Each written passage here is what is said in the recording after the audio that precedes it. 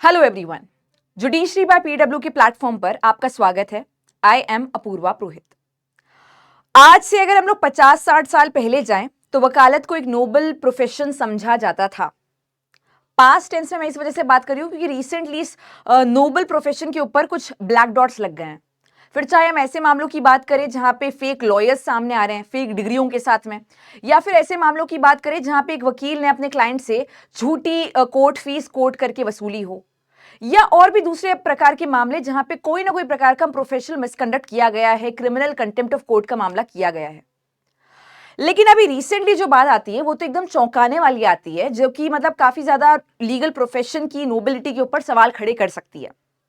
इसके थोड़ा सा पास्ट में जाते हैं और हम लोग एंटर करते हैं आज से थोड़े साल पहले 2016 में एंटर करते हैं, जहां पे उस टाइम के बार काउंसिल ऑफ इंडिया के चेयरमैन मनन कुमार मिश्रा जी ने बोला था कि भारत में 30% वकील तो फेक ही है, फेक डिग्रीज के साथ में। इनफैक्ट अगर हम भारत की बात करें तो 100 ऐसी आपको लॉ यूनिवर्सिटीज मिल जाएंगी जो कि यूजीसी के द्वारा वेरीफाइड नहीं है, या जो अपने आप में फर्जी डिग्रियां निकाल रही हैं। तो जिनकी डिग्रियां फर्जी, वहां पे लॉयर भी फर्जी। इसके अलावा काफी सारे ऐसे वकील हैं जो कि डिग्रियां खरीद भी रहे हैं। अब ये जो वकील है ये कहीं ना कहीं किसी को न्याय दिलाने का प्रॉमिस कर रहे हैं, किसी से पैसा ले रहे हैं। हम लोग जस्टिस डिलीवरी सिस्टम के बारे में बात कर रहे हैं तो वकालत एक अपने आप में बहुत इंपॉर्टेंट पिलर हो जाता है जस्टिस डिलीवरी के लिए। आप यहाँ पे नए नए नियम लेकर आ रहे हो कि कैसे जजेस होने चाहिए, कैसे 3 ईयर मिनिमम प्रैक्टिस रूल होना चाहिए वगैरह वगैरह। पर क्या हम इंश्योर कर रहे हैं कि हमारे देश में जो वकील हैं वो प्रॉपर तरीके से वेरीफाइड हैं, या एटलीस्ट बेयर मिनिमम की बात करें तो उनके पास में जो डिग्री है लॉ की वो एकदम प्रॉपर है? तो इसके बारे में उस टाइम पर 2016 में मनन कुमार मिश्रा जी ने, जो कि उस टाइम पे बार काउंसिल ऑफ इंडिया के चेयरमैन थे, उन्होंने इस चीज के बारे में आगाह किया था और काफी सारे पॉइंट्स को हाईलाइट किया था, जैसे कि fake lawyers, fake degrees, fake law colleges, या ऐसे कॉलेजेस जो कि फेक नहीं है पर एटलीस्ट डिग्रियां बेचने का काम कर रहे हैं। इसके बाद में हम लोग अगर बात करें 2024 की, नवंबर 2024 यानी कि आज से 1 साल पहले की बात करते हैं, तो सीबीआई ने फेक वकालतनामा केस में 8 वकीलों के अगेंस्ट एफआईआर दर्ज करी थी सुप्रीम कोर्ट के डायरेक्शंस के हिसाब से। सुप्रीम कोर्ट ने डायरेक्शन दिया था सीबीआई को, इन्वेस्टिगेटिव एजेंसीज को, कि जो भी वकील है जो कि फेक वकालतनामा इशू करवा रहे हैं या कोई भी वकालतनामा में अपना नाम लिखवा रहे हैं, उनके अगेंस्ट एफआईआर लॉन्च होनी चाहिए।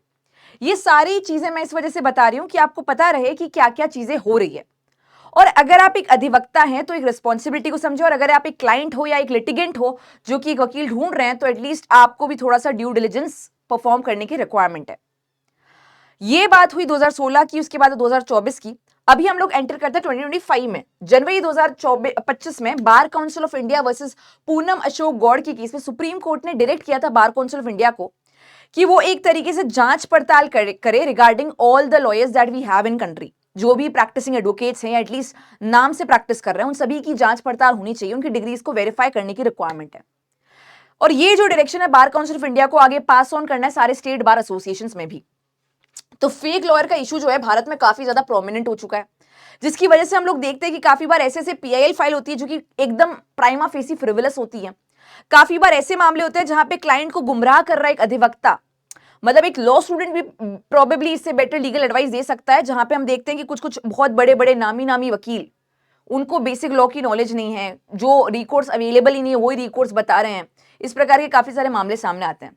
तो क्या उन्होंने लॉ का प्रोफेशन बस ऐसे ही चुन लिया और एक्चुअल में लॉ की पढ़ाई की नहीं है? एग्जैक्टली इशू क्या है, इसको हाईलाइट करने की जरूरत है और इसके ऊपर जांच पड़ताल करने की जरूरत है।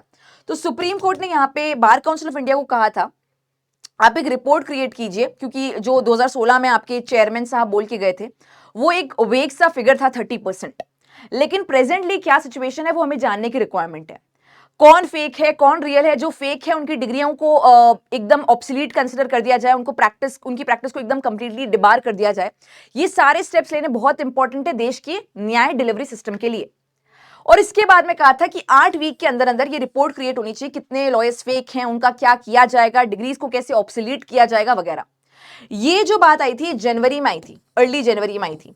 अभी रिसेंटली 8 वीक भी पास हो चुके हैं, काफी चीजें हो चुकी है। तो रिसेंटली सुप्रीम कोर्ट ने यहाँ पे हाईलाइट किया है कि वो जो रिपोर्ट थी जो बार काउंसिल ऑफ इंडिया को बनाने को कही थी और जांच पड़ताल करने को कहा था, उस पर क्या काम हुआ है। तो as of now bar council of India की तरफ से कोई रिप्लाई आएगा, कोई रिस्पॉन्स आएगा और शायद हम लोगों को भारत में कुछ बदलाव देखने को मिले। अभी हम लोग देख रहे हैं कि एआईबी का एग्जाम जो है उसका एक लेवल सेट कर दिया गया है, जिससे कि एटलीस्ट थोड़ा बहुत हम देख सके कि कौन एग्जाम क्रैक कर पा रहा है, कौन एग्जाम क्रैक नहीं कर पा रहा है।